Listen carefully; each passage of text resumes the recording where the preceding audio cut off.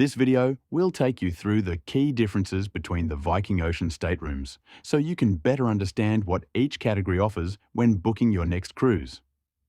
When we booked our first Viking Ocean cruise, we didn't fully understand the differences between the stateroom categories or what features came with each one. It was only after completing that cruise and looking to book another that we decided to properly research every stateroom category in detail. We built a comprehensive spreadsheet comparing every category, every feature, and the pricing across them, something that took several days to complete, check, and refine. That process made a big difference for us, helping us decide exactly what we wanted from our next stateroom and ultimately avoid paying for features we didn't need. Welcome to Rob Nawa Travels.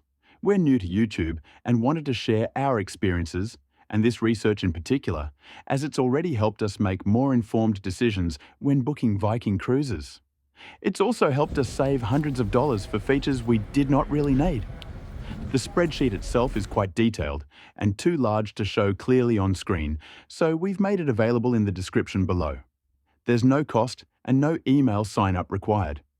If you do find it useful, we'd really appreciate your support by subscribing to the channel. What we'll do now is walk you through some of the key differences we identified so you can decide which stateroom category is right for you. Before getting into the details, it's worth understanding that all Viking Ocean ships follow the same overall layout and stateroom design. So the comparisons we're making here apply across the entire fleet. Even the newer ships, Viking Vista and Viking Vela, which are slightly larger, still follow the same structure. They simply include additional staterooms within some of the lower and mid-level categories. When you first look at Viking staterooms, it can feel like there are a lot of different options. If you've ever browsed the stateroom selection on the Viking website, you'll see there are 18 categories to choose from, which can feel a little overwhelming when trying to decide which one is right for you. But in reality, all of these options fall into 5 main groups: Veranda, Deluxe Veranda, Penthouse Veranda, Penthouse Junior Suites, and Explorer Suites.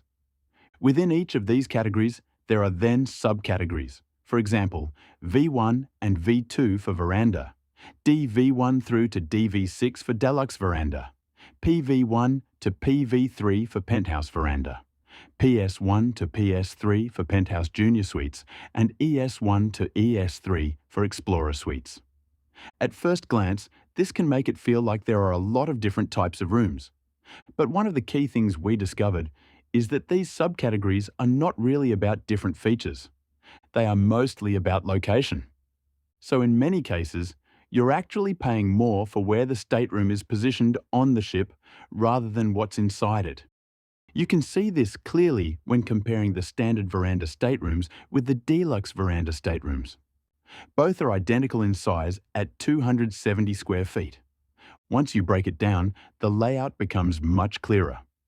The veranda staterooms, V1 and V2, are both located on Deck 3. V1 is positioned towards the front of the ship, while V2 is located towards the rear.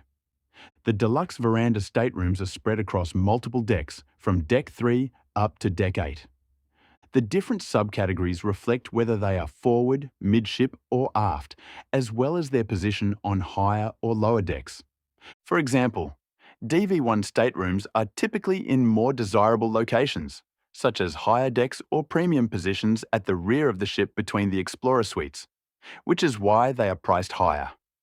At the other end, DV6 staterooms are generally located midship on lower decks. But in terms of the room itself, all Deluxe Veranda staterooms are identical in size and features. The price difference is purely about location. Penthouse Veranda staterooms are larger, at 338 square feet, and are more limited in number. They are typically located across decks 4, 5, and 6, depending on the category and position. Penthouse Junior Suites are larger again and are generally located on the higher decks, decks 6, 7, and 8, usually in mid to forward positions. And Explorer Suites are distributed across decks 3 to 6, with both forward and aft locations depending on the subtype. It's also worth mentioning that Viking has a very limited number of accessible staterooms. There are only 2 wheelchair-accessible rooms across the entire ship, and both are located within the Penthouse Junior Suite category on Deck 6. So, if you have mobility concerns and need to use a wheelchair, you will find the lower category staterooms unsuitable. We assume Viking only makes these available in the Penthouse Junior Suites because they are the largest staterooms unless you upgrade to an Explorer Suite. Another point to consider is that Viking does not cater specifically to solo travellers. Unlike some other cruise lines, there are no dedicated solo staterooms, and solo supplements are rarely discounted. One of the more interesting things we found is that pricing isn't always consistent. A simple example is on Deck 3.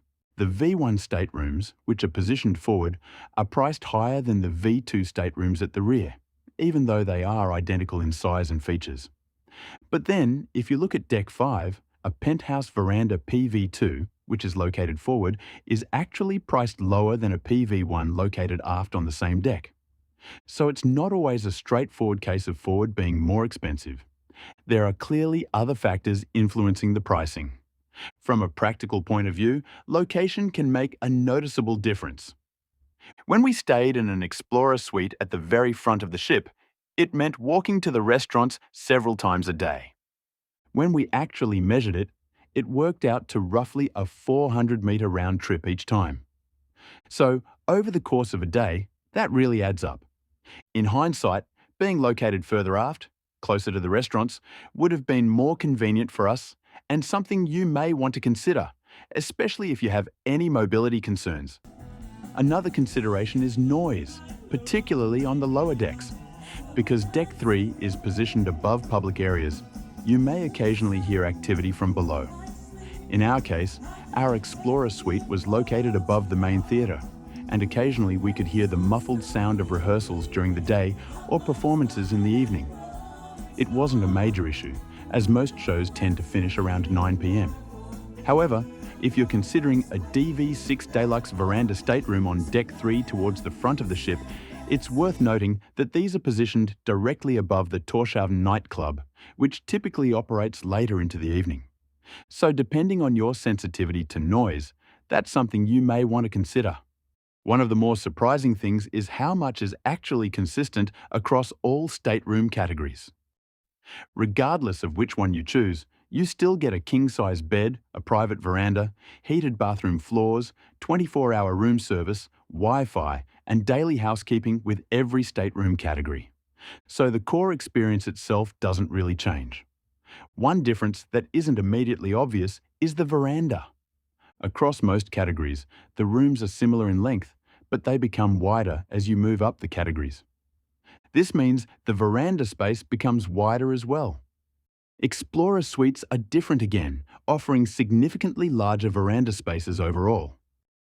The minibar is one of the clearer differences between stateroom categories. In the veranda categories, it includes soft drinks and snacks, but it isn't replenished daily. So if you don't have a drinks package, you would need to purchase additional items through room service or from the bars around the ship.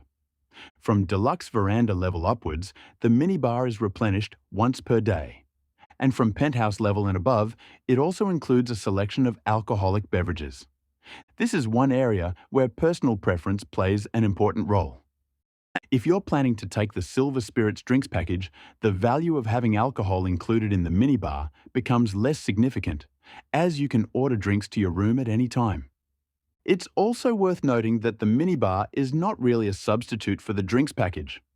The selection is limited, typically small bottles of spirits and a few beers, and does not include wine. So if you plan to enjoy drinks regularly throughout your cruise, the drinks package may be the more practical option. We've covered the drinks package in more detail in a separate video, and we'll leave a link to that in the description below. Where the stateroom categories really begin to separate is in access and priority.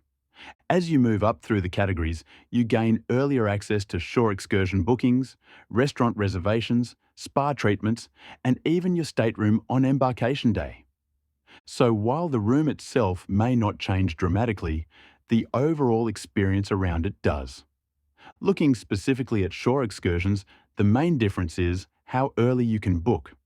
If you're happy with the included shore excursions, this is generally not an issue, as Viking guarantees at least one included excursion in every port for all stateroom categories. Where it becomes more important is with the smaller, paid excursions. These often have limited availability and can sell out quickly. So if you are in a lower stateroom category with later booking access, there is a higher chance that some options may no longer be available. When it comes to embarkation, all passengers can board the ship from around 11 a.m. However, access to your stateroom depends on your category. If you're staying in a Penthouse Junior Suite or an Explorer Suite, your room is typically available immediately. For veranda staterooms, access is usually not until around 3 p.m. In practice, this is not a major issue. The restaurants and bars are open, and it's actually a good opportunity to explore the ship, particularly if it's your first time sailing with Viking. There are also some differences when it comes to onboard services. For example, complimentary laundry is only included from Penthouse Junior Suites and above. If you're happy to do your own washing, this may not be a significant drawback, as Viking provides self-service laundries on several decks. These are free to use and include detergent and ironing facilities. So while the higher categories include laundry as a service, you are effectively paying for that convenience within the cruise fare, whereas in the lower categories, you can achieve the same outcome yourself at no additional cost. There are also some differences when it comes to dining, particularly with the specialty restaurants. On Viking Ocean ships, there are two main specialty restaurants, Manfredi's and Chef's Table, and both require reservations. Access to these reservations varies depending on your stateroom category. In the veranda categories, there is no priority access, so reservations are typically made once on board, subject to availability. From Deluxe Veranda level, you receive one reservation at each restaurant. Penthouse Veranda staterooms receive two, while Penthouse Junior Suites and Explorer Suites receive three. The booking window also opens earlier as you move up the categories, which increases the likelihood of securing your preferred dining times. That said, it is still possible to dine at these restaurants without a reservation. On our cruise, we were able to walk into Manfredi's on two separate occasions without having pre-booked. In both cases, we arrived later in the evening, around an hour after opening, once the first round of reservations had started to clear, and we were accommodated when tables became available. There are a few trade-offs with this approach. You need to be flexible with timing, and there is always a risk that the restaurant may be fully booked. There is also the possibility that some items on the menu may no longer be available if they have reached their allocation for the evening. However, for those in lower stateroom categories with limited or no reservation allocations, this can still be a practical way to experience the specialty restaurants without securing a booking in advance. Finally, let's take a look at pricing to understand how the stateroom categories compare.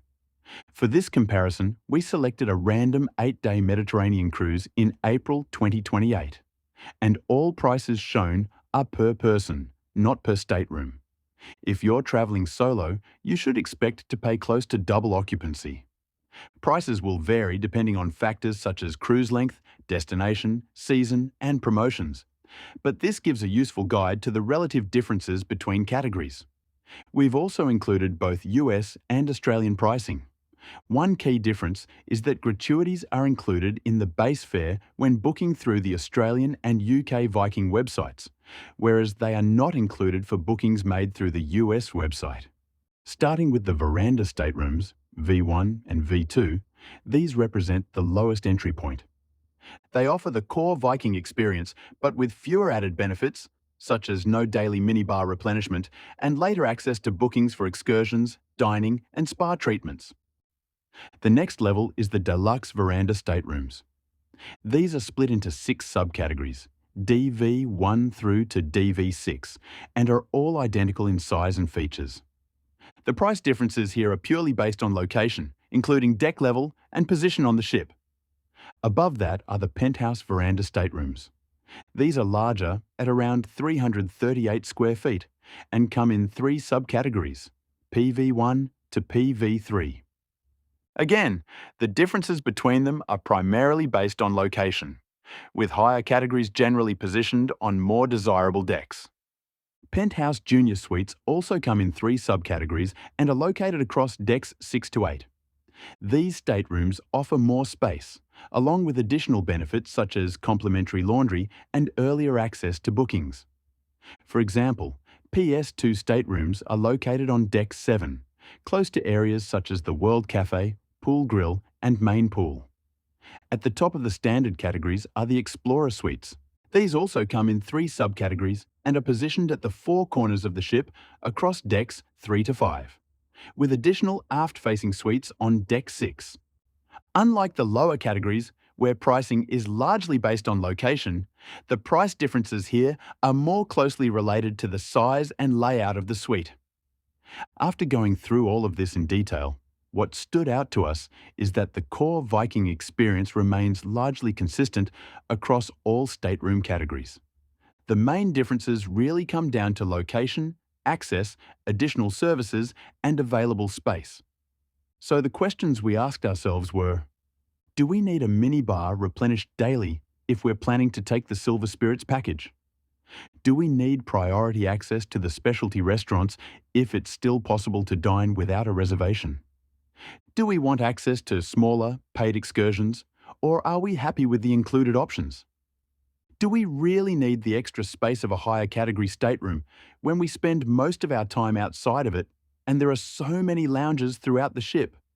And do we want to be closer to the main dining areas? We ultimately chose a DV5 stateroom on Deck 4, towards the aft of the ship. It gave us a good balance, closer to the restaurants, and positioned a couple of decks above the main entertainment areas, so we avoided most of the noise from below. Ultimately, it comes down to your own preferences and budget, but hopefully, this has given you a clearer understanding of how the stateroom categories compare. If you'd like to explore the full comparison, including all features and pricing, we've linked the spreadsheet in the description below. If you found this video helpful, we'd really appreciate your support by subscribing to the channel. And we'll continue to share more of our experiences and insights to help you get the most out of your travels. Thanks for watching, and we'll see you in the next one.